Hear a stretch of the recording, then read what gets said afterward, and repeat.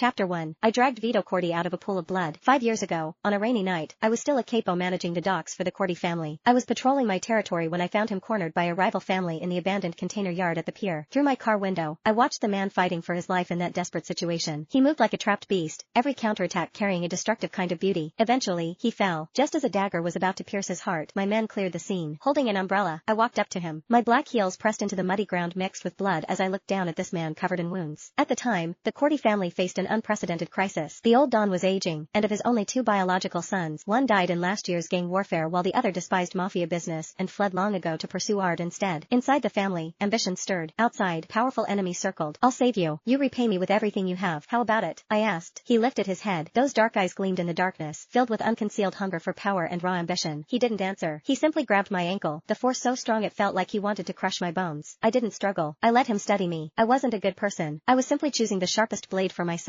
and he was ruthless enough, strong enough, and ambitious enough. I brought him back to the family, taught him the rules, and introduced him to the old Don, Lorenzo Corti. Vito didn't disappoint me. He even exceeded my control. He was ruthless and possessed astonishing strategic brilliance. In just 3 years, he wiped out all hostile forces, and even took a nearly fatal bullet for Don Lorenzo. That was the crucial step to his rise. On his deathbed, Don Lorenzo formally adopted Vito as a son, gave him the prestigious surname Corti, and placed the family's power in his hands. In return, he married me and made me his only madre of the Corti family. At the wedding, he slipped the ruby ring symbolizing the family's highest authority onto my finger and whispered a promise in my ear. Gia Fontana, you are my life, my only woman. Back then, I believed him. That lasted until women of every kind started appearing around him, famous actresses, exotic dancers, and casino dealers from every walk of life. That was when I understood that a man's vows were laughably cheap. Gia, look at me. Vito didn't pull his hand away. Instead, he stepped closer, his warm fingertips tracing my cheek with an almost obsessive tenderness. Why compare yourself to those people? They're nothing but passers-by, distractions to kill time. He lowered his head, his towering frame completely enveloping me, his forehead pressed against mine, our breaths mingling. You need to understand, no matter how many people have come and gone around me, the only one I truly love is you. His voice was low and magnetic, laced with persuasive power. Gia, only you are worthy of standing beside me. No one can replace your position in my heart. So don't waste your energy on those insignificant playthings. See? They don't even deserve your anger. I laughed. Vito, I'm not throwing a tantrum. I'm serious. I want a divorce. His expression darkened instantly. The air around us seemed to freeze. The family's underboss, Marco Santoro, rushed into the room. Seeing the tense atmosphere, he immediately tried to mediate. Madre, the Don just likes to have his fun. Don't take it to heart. You'll always be our madre. Marco used to be the person I trusted most. When Vito wasn't around, he helped me handle family business. I once treated him like a younger brother, but now even he only told me to endure. Vito shot me a cold glance and straightened his cuffs. I have business tonight. Cool down on your own. With that, he left the study without looking back, leaving me alone in the icy room. I knew where he was going. To see that actress named Giuliana Barbieri, the one he called a distraction when he was bored. Chapter 2. Late at night, my phone buzzed with a photo. Against a dim background, Giuliana was bare from the waist up, wearing nothing but a necklace around her throat. It was the diamond necklace Vito placed on me himself when he proposed. He told me it symbolized the madre of the Corti family. Below the photo, Giuliana's taunting message read, Madre, the Don says this necklace looks better on me than it ever did on you. My chest tightened, and my breath stopped. I remembered that afternoon years ago in this very study, when Vito lifted this necklace from an antique velvet box and fastened it around my neck. Gia, wear this, and you'll be the only mistress of my life. His gaze back then was tender and focused. Now, this symbol of devotion had become another woman's weapon against me. I gripped my phone until my knuckles turned white, consumed by one thought. I was taking it back. I changed clothes, grabbed my car keys, and headed for the door. 2 towering soldati blocked my path. Madre, you cannot leave the estate without the Don's orders. Their expressions remained blank. I studied them. These men were guards I personally selected for Vito, and now they'd become the bars of my cage. My voice came out cold. Move. They didn't budge. It's the Don's orders. I pulled a knife from my boot. The blade flashed once before burying itself in the left soldato's thigh. Before he could scream, I had the blade pressed against the other man's throat. Unless you want to lose a leg like him, get out of my way. My voice carried a long-forgotten edge of violence. They'd forgotten that before I became Vito's madre, I was the Corti family's most ruthless capo. Both of them went pale. They exchanged a glance and silently stepped aside. I drove to Vito's usual private club. The moment I pushed open the sweet door, lewd music and the sharp stench of alcohol hit me. Vito sprawled deep in the couch cushions with a careless expression while Giuliana's dress hung half off, bunched loosely at her waist and exposing bare skin to the air. She kneeled submissively at his feet in a posture both degrading and obscene. That expensive diamond necklace wrapped around her throat while Vito wound the chain around his fingers like a leash, pulling it back carelessly to force her head up. Instead of resisting this humiliating control, Giuliana smiled wider and obediently lifted her wine glass to his lips. The room went silent when I walked in. Vito's brow furrowed. What are you doing here? I ignored him and walked straight to Giuliana. She shrank into Vito's arms, though her eyes blazed with defiance. I held out my hand, my voice flat. Give me the necklace. Giuliana's voice turned cloying. Madre, what are you talking about? This was a gift from the Don. If you want it, you should ask him. Her fingers stroked the necklace at her throat with obvious satisfaction. I turned to Vito and waited for his answer. His expression went cold. Gia, go home. I ignored him and moved toward Giuliana. Take it off. Vito's patience snapped. He surged to his feet and clamped down on my wrist with a with enough force to crush bone. I told you to go home. Are you deaf? It's just a necklace. She likes it, so I gave it to her. As madre, don't you have more dignity than this? Dignity? I swallowed the pain and stared at this man who'd made me so many promises. A cold laugh escaped me. What belongs to me can rot in hell before I let trash wear it. I wrenched free of his grip and lunged at Juliana. She screamed and tried to scramble back, but I grabbed the necklace and yanked hard. Gemstones and pearls scattered across the floor in a chaotic, musical clatter. Juliana clutched her reddened throat and shrieked, diving behind Vito. Vito roared, "Have you lost your mind?" I clutched the main diamond I'd torn free and watched Juliana cower. Finally, I smiled. I tossed the diamond into the trash. Now it's garbage. If you care so much, fish it out and give it to her. While Vito stood there stunned, I held my head high and walked out of the suite, crushing pearls beneath my heels.